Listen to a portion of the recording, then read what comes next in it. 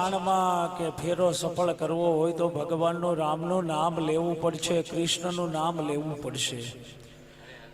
ગમે તેવો તમારો દેહ રૂપાળો હોય પણ જો આનમાંથી ગયો ત્યારે 1 કલાક પણ આપણને ઘરમાં નહીં રાખે.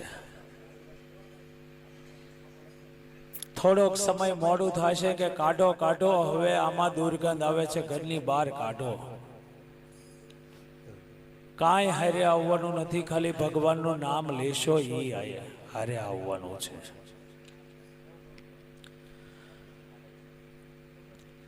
તો ભગવાનનું કીર્તન કરો. નિરાધાર મન સંસારમાં ડૂબે છે, મદિરા છળને આધાર ન હોય એટલે ડૂબવા લાગ્યો.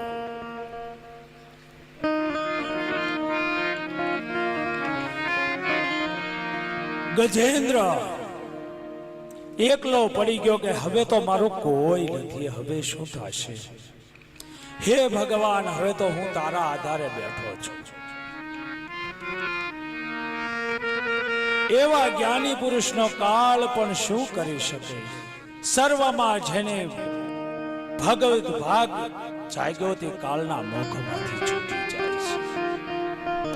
સર્વમાં શ્રી કૃષ્ણના દર્શન કરતા દર્શન કરનારને પોતાના સ્વરૂપમાં જ શ્રી કૃષ્ણ દેખાય છે.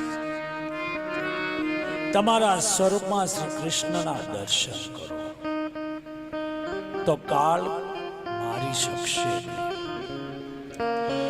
પૂર્વ જન્મમાં ગજેન્દ્ર ઇન્દ્ર દ્યુમન નામનો રાજા હતો. રાજા ધ્યાનમાં બેઠો હતો, ત્યાં અગસ્ત્ય મુનિ આવ્યા હતા.